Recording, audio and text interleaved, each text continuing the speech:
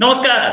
आज सुबह से चाइना की स्टॉक मार्केट्स नीचे जा रहे हैं। चाइना की इकोनॉमी को एक और बड़ा झटका लगा है। ये बड़ा झटका कोई डिस्कस नहीं करना चाह रहा या किसी ने नहीं किया अब तक। पता नहीं क्यों नहीं किया, बहुत सारे लोग डिस्कस करने वाले थे। ये झटका है JD.com का। JD.com क्या है? JD.com यानी कि उसे जिंगडोंग भी बोल सकते हैं। वो चाइनीज ई कॉमर्स कंपनी है। यानी कि ई कॉमर्स कंपनी मतलब कि वो अमेजोन टाइप है। सामान सीधे आपके घर भेज देती है, दुकानदार बीच में से हटा देती है। ये चाइना की दो सबसे बड़ी ई कॉमर्स कंपनीज में से एक है। झटका क्या लगा उससे पहले बताता हूं इसके रेवेन्यूज कितने हैं। इसके रेवेन्यूज हैं 158 बिलियन डॉलर्स। 158 बिलियन डॉलर्स मतलब पाकिस्तान की जीडीपी से आधे इसके रेवेन्यूज हैं। इस कंपनी से पुल आउट किया है वॉलमार्ट ने। अब वॉलमार्ट भी छोटी कंपनी नहीं है। वॉलमार्ट जिस भी कंट्री में जाता है वो कंट्री अपने आप को गौरवान्वित महसूस करता है कि हमारे पास वॉलमार्ट है। वॉलमार्ट वो आदमी ये समझता है कि वॉलमार्ट आया तो मतलब हम बहुत अट्रैक्टिव हैं। वॉलमार्ट इंडिया में भी आया, लेकिन क्योंकि हम लोग 50% और 25% कुछ इस तरीके से पार्टनरशिप में रखते हैं रिटेल में, तो वॉलमार्ट अपने नाम से आया नहीं। वॉलमार्ट आया है साथ लोगों के साथ मिलकर आया, दूसरे कंपनीज के साथ मिलकर आया। वॉलमार्ट यहाँ भी है। वॉलमार्ट चाइना में भी है। चाइना में अपना ही काम कर रहा था और साथ में भी, लेकिन ये JD.com जो है इसमें वॉलमार्ट के अच्छे खासे शेयर थे। तकरीबन तकरीबन 9% के आसपास शेयर थे, 9.8% के आसपास। सारे शेयर्स वॉलमार्ट बेच रहा है JD.com से। अच्छा, इतनी बड़ी फर्म जिसके इतने बड़े प्रॉफिट्स हैं क्यों बेच रहा है? चाइना चाइना से एग्जिट मारना चाहता है। ये जो टोटल टोटल वो है, टोटल डील है। ये एक लंबी चौड़ी डील है और इस लंबी चौड़ी डील का नुकसान कैसे होगा चाइना को? हालांकि वॉलमार्ट अभी ये नहीं बोल रहा कि हम चाइना से एग्जिट मार रहे हैं। ये बोल रहा है कि हम यहां से एग्जिट, इस कंपनी से एग्जिट मार के कहीं और अपना मतलब चाइना में ही किसी और अपने बिजनेस में लगाएंगे। लेकिन सच बात यह है कि ये वो झूठ बोल रहे हैं। ये वॉलमार्ट आया कैसा था? वॉलमार्ट के भी पास अपना एक बिजनेस था। उसने अपना बिजनेस जेडी को बेचा था और जेडी के अंदर फिर स्टेक्स बढ़ाता चला गया। 2016 में 9.5% शेयर्स थे, जिस शेयर्स को ये ले गया था 12% तक। वॉलमार्ट के पास 144.5 मिलियन शेयर्स हैं, जो कि 24.85 या $25.85 पर शेयर के आसपास ये बेचने चाह रहे हैं। बड़ा मामला है, बड़ा मामला है, मतलब बहुत बड़ी डील है। इसमें मोर्गन स्टैनले उनको सपोर्ट कर रही है। ये तो सारी एकेडमिक बातें, लेकिन ये बात कि ये हो क्या रहा है और क्यों हो रहा है। ये 3.74 बिलियन डॉलर्स की डील है। 3.74 बिलियन डॉलर्स और निकले।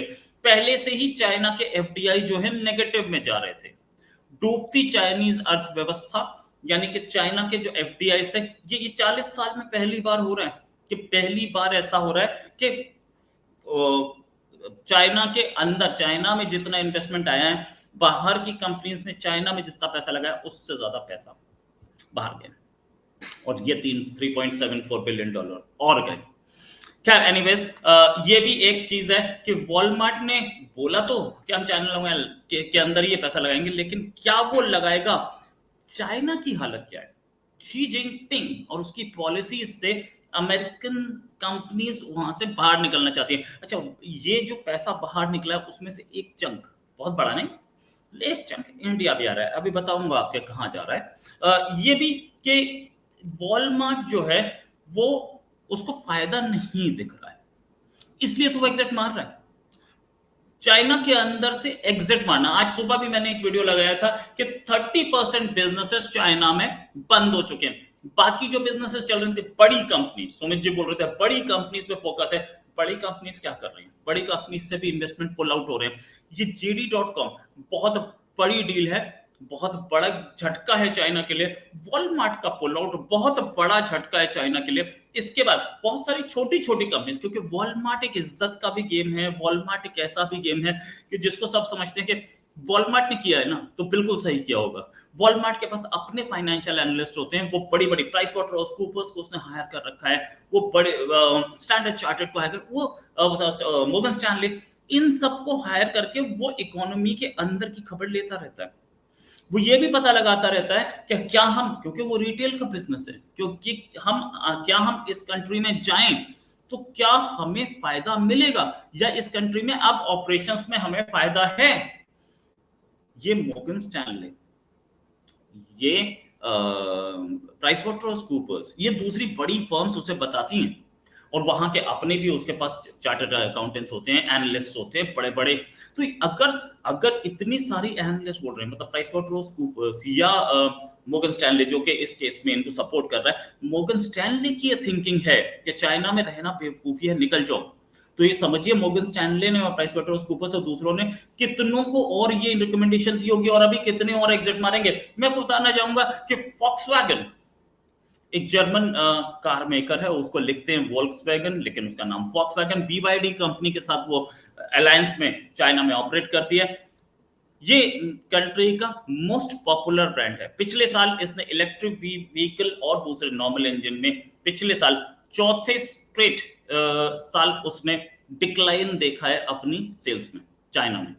साथ में एप्पल का सबसे बड़ा मैन्युफैक्चरर फॉक्सकॉन, वो तो अब इंडिया आ ही रहा है, उसने बोल दिया हम इंडिया आ रहे हैं 2000, और एप्पल 2001 से एक्सक्लूसिवली तो चाइना में बना रहा था। इस साल उसने $16 मिलियन, माफी चाहूंगा, $16 बिलियन उसने दूसरी कंट्रीज में अपनी मैन्युफैक्चरिंग शिफ्ट करने में पैसा लगाया है। $16 बिलियन दूसरे कंट्रीज में मैन्युफैक्चरिंग शिफ्ट करने, मतलब $1 बिलियन 8,000 करोड़, 8,200 करोड़ रुपए।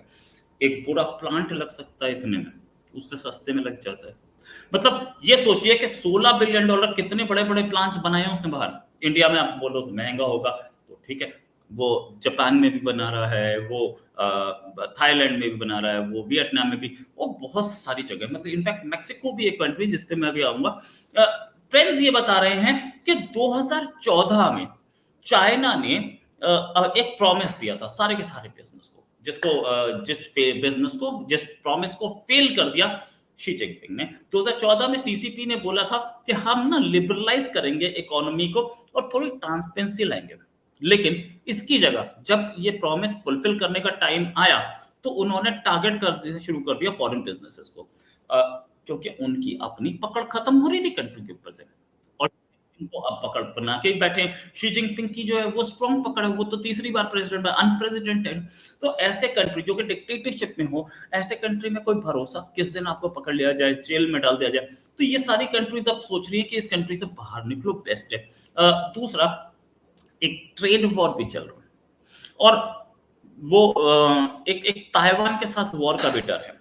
ट्रेड वॉर अमेरिका के साथ चल रहा है, वॉर ताइवान के साथ। इन दोनों की वजह से भी अनसर्टेनिटी आती है, जिसकी वजह से प्रॉब्लम आती है। और कॉर्पोरेट एस्पिनाज, यानी कि कंपनीज के ऊपर जो जासूसी होती है, ये ऐसी है कि कोई कंपनी आराम से काम नहीं कर सकती। व्हाट्सएप कॉल छोड़िए, हर कॉल रिकॉर्ड होती है। इसीलिए चाइना में बैठे हुए सारे लोग चाइना की तारीफ करते नजर आते हैं।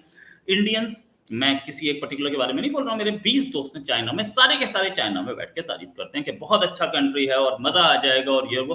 खैर, एक और कि मैक्सिको, इसमें फर्स्ट हाफ में, पिछले साल के फर्स्ट हाफ में मैक्सिको में करीब $30 बिलियन का फॉरेन इन्वेस्टमेंट आया था। उसमें से $13 बिलियन सिर्फ अमेरिका से आया था।